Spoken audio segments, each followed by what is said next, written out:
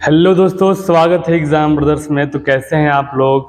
आज मैं आप लोगों के लिए लेकर आ गया हूं पृष्ठीय क्षेत्रफल और आयतन का एक बहुत ही महत्वपूर्ण टॉपिक। आज हम लोग सीखेंगे कि एक बड़ी आकृति में छोटी छोटी आकृतियों को बनाया जाता है या काटा जाता है तो उनकी संख्या कैसे निकाला जाता है। आइए शुरू करते हैं बिना किसी देरी के। कॉपी और पेन निकाल लीजिए और आज का हेडिंग दे दीजिए आप लोग कि बड़े ठोस में छोटे छोटे ठोस को बनाना। यानी किसी बड़े ठोस में अगर हम छोटे छोटे ठोस को बनाते हैं तो उसकी संख्या क्या होती है ये हमें बताना है।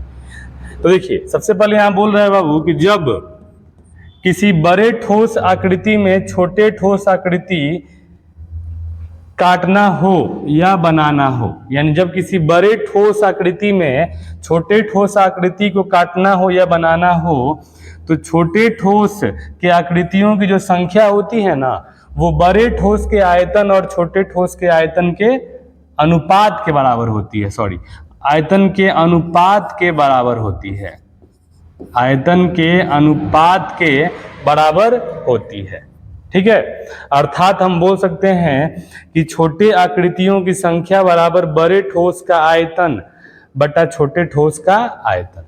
जब भी अगर आपसे ऐसा क्वेश्चन बोले कि किसी बड़े आकृति को पिघलाकर छोटी छोटी आकृतियां बनाई गई है या फिर किसी बड़े आकृति में छोटे छोटे आकृतियों को काटा गया है, तो आपको एक ही कॉन्सेप्ट का इस्तेमाल करना है कि बड़े ठोस का आयतन बटा छोटे ठोस का आयतन। यानी आपका फिगर कोई भी हो, घन, घना, बेलन, शंकु, गोला, अर्धगोला, कुछ भी हो, आपको इसी कॉन्सेप्ट का यूज करना है। बड़े ठोस का आयतन बटा छोटे ठोस का आयतन। चलिए, तो इस पर मैंने आधारित बहुत कुछ क्वेश्चन लिया हुआ है, इसको हम लोग करते हैं। देखिए, पहला क्वेश्चन हमारा क्या कह रहा है। कह रहा है कि 8 सीएम किनारे वाले घन में 2 सीएम किनारे वाले कितने घन काटे जा सकते हैं। ठीक है, तो यहाँ पर आप देख सकते हैं बाबू कि यहाँ एक बड़ा घन है, एक छोटा घन है। ठीक है ना, 2 सीएम किनारे वाले छोटे घन है और 8 सीएम किनारे वाले बड़े घन है। और कह रहे कितने 2 सीएम किनारे वाले घन काटे जा सकते हैं। ठीक है ना, तो आपको यहाँ एक ही कंसेप्ट का यूज करना है बाबू, लिखना है छोटे घन की संख्या, छोटे घन की संख्या बराबर क्या करना है, बड़े घन का आयतन। यहाँ लिखेंगे हम लोग बड़े घन का आयतन, बड़े घन का आयतन बटा छोटे घन का आयतन, छोटे घन का आयतन। ठीक है, अब बोलिए, घन का आयतन का फॉर्मूला होता है बाबू भुजा क्यूब। क्या होता है जी, भुजा क्यूब। ठीक है ना, तो आप मुझे बता दो बड़े घन का आयतन भुजा क्यूब, तो इसका भुजा दिया है 8, तो ये हमारा हो जाएगा 8 क्यूब। ठीक है, और छोटे घन का आयतन भी हो जाएगा भुजा क्यूब, तो इसका भुजा कितना दिया है 2, तो हो जाएगा 2 क्यूब। क्या हो जाएगा 2 क्यूब। अब आपको मालूम है 8 क्यूब का मतलब होता है 8 गुने 8 गुने 8, और यहाँ 2 क्यूब का मतलब ही हो जाएगा 2 गुने 2 गुने 2। तो ये 2 दूनी 4, 4 दूनी 8 है, तो 8 से 8 बार में कट गया तो बच गया 8 अठाई 64। तो बोलिए कितने घन काटे जा सकते हैं जी, 64 घन काटे जा सकते हैं। और ऐसा क्वेश्चन आपको ऑब्जेक्टिव टाइप क्वेश्चन में देखने को मिलता है। ठीक है, चलिए अगले क्वेश्चन पे आते हैं। अगला क्वेश्चन हमारा कह रहा है कि एक घनाभ की लंबाई, चौड़ाई और ऊंचाई 1 मीटर 50 सीएम और 20 सीएम है।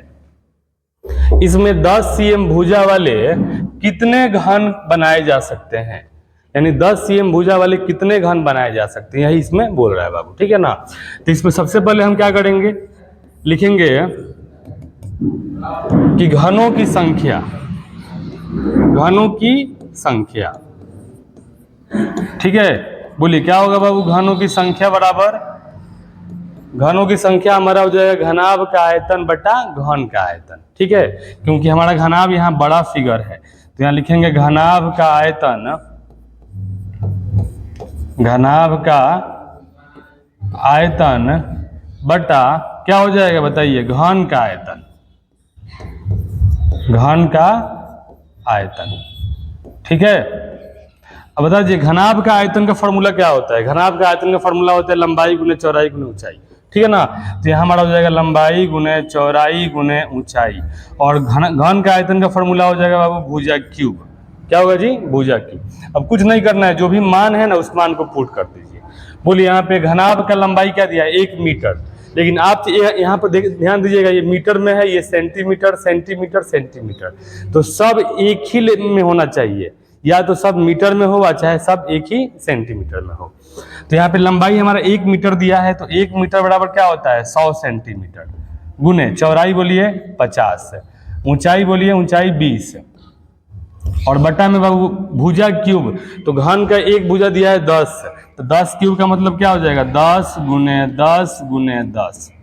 क्लियर है, 1 0 से 1 0 कट गया, 1 0 से 1 0, 1 0 से 1 0। अब इसको आपस में गुना कर देना है, 10 5 50, अब 50 दूनी 100, यानी कितने घन बनाए जा सकते हैं जी, 100 घन बनाए जा सकते हैं। और ऐसा क्वेश्चन आपको कंपटीशन के एग्जाम में बहुत देखने को मिलता है, ठीक है, आपके बोर्ड एग्जाम में भी देखने को मिलेगा, लेकिन ऑब्जेक्टिव टाइप क्वेश्चन में। चलिए अगले क्वेश्चन पे आते हैं।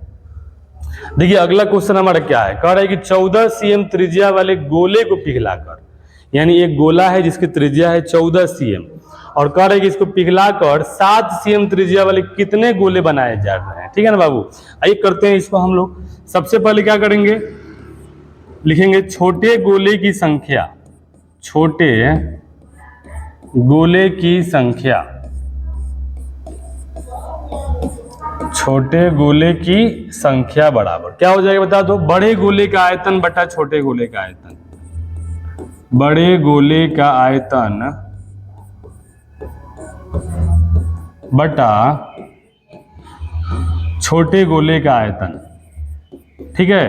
और आपको मालूम है कि गोले का आयतन का फॉर्मूला क्या होता है, बता दीजिए बाबू। गोले का आयतन का फॉर्मूला होता है 4/3 pi r cube, 4/3 pi r cube. तो यहाँ पर देखिए बड़े गोले का आयतन अगर हम निकाल रहे हैं तो क्या हो जाएगा, 4/3 पाई, अब बड़े गोले की त्रिज्या बोलो क्या दिया है 14, तो यहाँ पे लिखेंगे 14 का क्यूब, ठीक है, बटा छोटे गोले का भी आयतन हो जाएगा 4/3 पाई आर क्यूब, तो छोटे गोले की त्रिज्या क्या दिया है 7, तो ये हमारा हो जाएगा 7 क्यूब, ठीक है। अब इसको अगर हम सॉल्व करेंगे तो 4/3 पाई से 4/3 पाई क्या हो गया, कट गया, कट गया ना जी। तो ये हमारा 14 क्यूब यानी 14 गुने 14 गुने 14, और ये हमारा 7 क्यूब का मतलब 7 गुने 7 गुने 7। क्लियर है, इसको आपस में कटाएंगे तो क्या मिलेगा बोलिए, 7 दूनी 14, 7 दूनी 14 और 7 दूनी 14, गुना कर 2 दूनी 4, 4 दूनी 8, यानी कितने गोले बनाए जा सकते हैं जी, 8 गोले बनाए जा सकते हैं, ठीक है। तो आपके नोटबुक में ऐसा क्वेश्चन बहुत सारे दिए गए होंगे, आप उसको आप सॉल्व करिए। मुझे उम्मीद है आपको ये कॉन्सेप्ट समझ में आया होगा। थैंक यू, धन्यवाद।